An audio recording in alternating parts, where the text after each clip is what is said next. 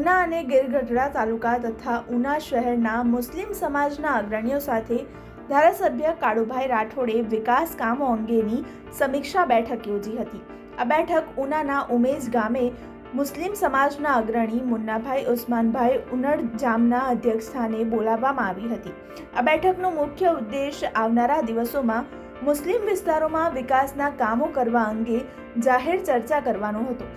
ત્યારે એમએલએ કાળુભાઈ રાઠોડે ઉપસ્થિત સૌને અપીલ કરી કે વાદ વિવાદ કે જ્ઞાતિ જાતિના ભેદભાવને દૂર રાખીને માત્ર મતની લાલચ નહીં પરંતુ દરેક વિસ્તાર અને ગ્રામ્ય વિસ્તારોમાં સંગઠિત બનીને વિકાસના કામોને મહત્વ આપવામાં આવે।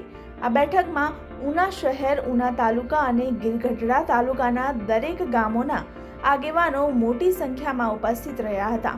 આ પ્રસંગે ધારાસભ્ય કાળુભાઈ રાઠોડ અને મુસ્લિમ અગ્રણી મુન્નાભાઈ ઉનડજામને મોમેન્ટો આપીને સન્માનિત કરવામાં આવ્યા। ધારાસભ્ય કાળુભાઈ રાઠોડે જણાવ્યું કે ઉના નગરપાલિકા દ્વારા ગ્રાન્ટ હેઠળ ચાલતા વિકાસ કામોમાં દરેક વિસ્તારનો સમાવેશ કરવામાં આવ્યો છે। તમને કદાચ ખ્યાલ ન, મારે કદાચ તમારે યાદ જોતો મને આપજો, હું તમને આપીશ કે તમારા સમાજના કેટલા લોકો કે તમને પણ ખ્યાલ ન હોય, કાળુભાઈને ઘરે આવીને કાળુભાઈને મદદ કરી દે છે। રમજાન મહિનો હોય કે મોહરમ જેવો મહિનો હોય, એવા દિવસોમાં અમે જાણે કોઈ શહીદ પરિવારમાંથી આવતા હોય એવા અનેક લોકોને અમે ગુપ્ત રીતે એને જે કાંઈ મદદ કરીએ છીએ। એટલે મારી વ્યક્તિગત વાત જ્ઞાતિ જાતિમાં માનતો નથી।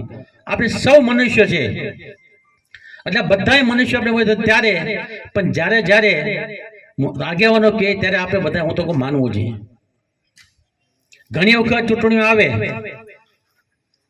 આગેવાન રાત દી અમારી વચ્ચે હતા, અમારી વચ્ચે તમારો કામ કરતો, વ્યક્તિગત કામ કરતો, સમાજનું કામ કરતા હોય, પણ છેલ્લે નાની મોટી ચૂંટણીઓ આવે, નિર્ણય લેવાની વાત આવે ત્યારે પાછળ કોઈ નથી હોતું। એવા અનેક કિસ્સાઓ છે। અને હવે તો આપણે બધાને ખ્યાલ છે કે હવે કોનો મત ક્યાં પીડ્યો, હવે કોઈ એમ ન કહી શકે કે અમારા મત ક્યાં ગયા, હું કઈ રીતે પીડ્યા। અમારા હુસેનભાઈ ફેન્સી હતા 2012માં હુસેનભાઈ ફેન્સી એને આકાશ પાતાળે કર્યું, પછી એના કુટુંબ પરિવાર ભેગું રહ્યું, પણ એના કહેવાથી આગેવાન નીચે કોઈ ભેગા ન રહ્યા। અમારે વર્ષોથી મારે લગભગ 50-60 વર્ષથી પરિવાર મારો સંબંધ છે। એટલે આજે મિત્રો કોઈ ચૂંટણીનો માહોલ નથી। આગામ દિવસોમાં બધા સાથે મળી આપણા ઘર વિસ્તારનું સારું થાય, આપણા સમાજનું સારું થાય, અને બધા ભાઈચારાથી પ્રકાશભાઈ કીધું, મુન્નાભાઈ કીધું, એ અંતે વાત ભાઈચારાની વાત પહેલાં આવે।